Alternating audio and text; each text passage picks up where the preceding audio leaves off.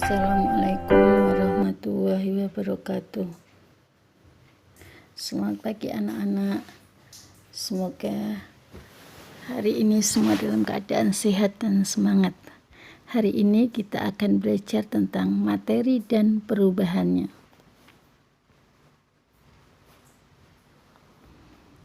Kita akan belajar tentang pengertian materi, sifat materi, perubahan materi, dan klasifikasi materi. Pengertian materi. Materi adalah segala sesuatu yang memiliki massa dan menempati ruang. Misalnya, secangkir kopi. Kopi ini bisa kita timbang dan kita ukur volumenya, berarti kopi adalah materi. Contoh materi. Ada yang berwujud padat, cair, dan gas. Padat misalnya besi, kayu, arang, kapur, dan lain-lain. Cair, air, bensin, susu, alkohol. Gas, udara, oksigen, dan karbon dioksida. Kalau begitu, dalam gambar ini materi apa saja ya? Ya, ada kopi, ada stainless, sendoknya itu kan terbuat dari stainless. Kemudian keramik, bahan dari cangkirnya. Ya, jadi dalam gambar ini ada kopi, ada keramik, dan ada stainless.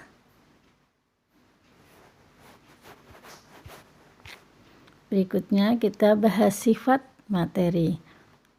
Sifat materi ada dua jenis, yaitu sifat fisika dan sifat kimia.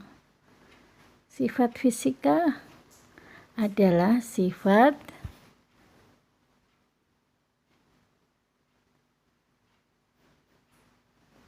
yang dapat diamati dan diukur. Contohnya warna, bau, wujud, titik-titik, rasa, kemagnetan, daya hantar listrik, kelarutan, dan kekerasan. Kita lihat gambar ini. Ya. Sebutkan persamaan dan perbedaan sifat fisika dua minuman di atas. Persamaannya wujud, betul, ini dua-duanya sama-sama cair. Perbedaannya rasa tentunya berbeda ya. Yang satu itu dari apel, yang satu jeruk, tentu rasanya berbeda. Yang kedua, warnanya juga beda. Aroma atau baunya berbeda. Berikutnya sifat kimia. Sifat kimia adalah sifat zat yang berkaitan dengan perubahan kimia yang dialami zat tersebut. Tadi kalau sifat fisika itu bisa kita lihat secara langsung. Kalau sifat kimia, sifat zat yang berkaitan dengan perubahan kimia yang dialami zat tersebut. Contohnya, mudah terbakar, mudah berkarat, busuk, beracun, mudah meledak, reaktif. Misalnya, alkohol, sifat kimianya berarti mudah terbakar. Besi, sifat kimianya mudah berkarat. Ya.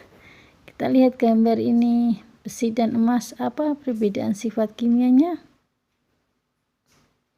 Besi mudah berkarat, emas tidak mudah berkarat.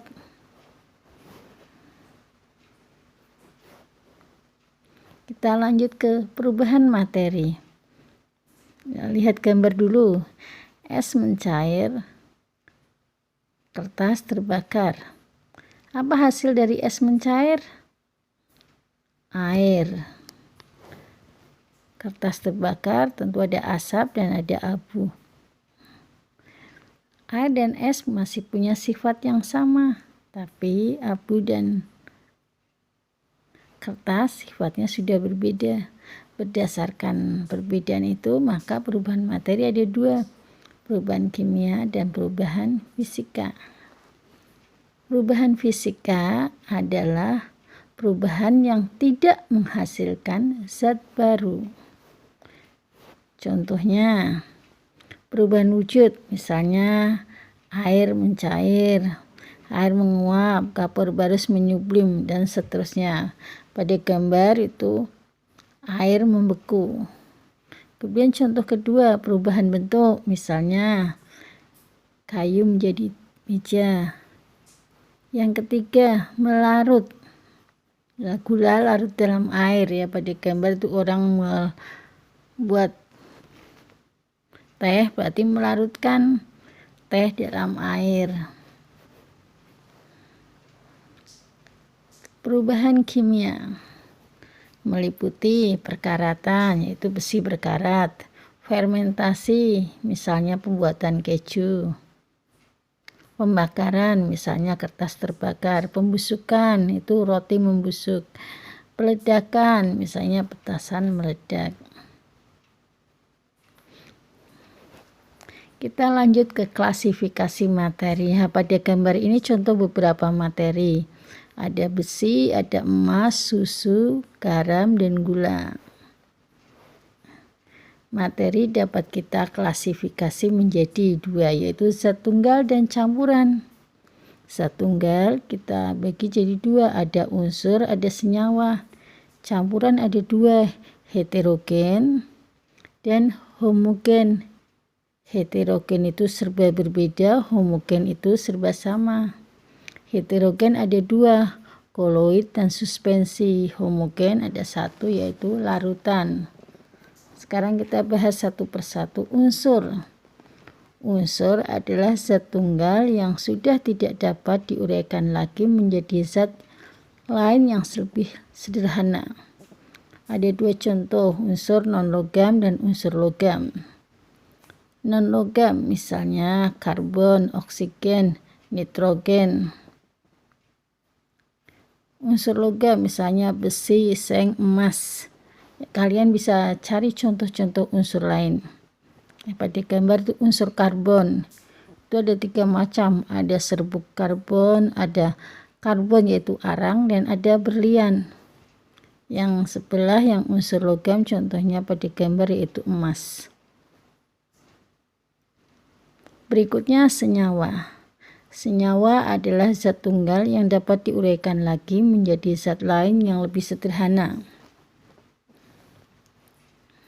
Pada gambar itu air, yaitu H2O, lambangnya air, diuraikan menjadi H2 dan O2. Berarti air adalah senyawa karena dapat diuraikan menjadi H2 dan O2. Contoh senyawa yang lainnya ya ada gula, cuka, garam dapur, alkohol, air, dan karbon dioksida. Berikutnya ada campuran. Campuran homogen itu larutan, contohnya air gula, air garam, dan air teh.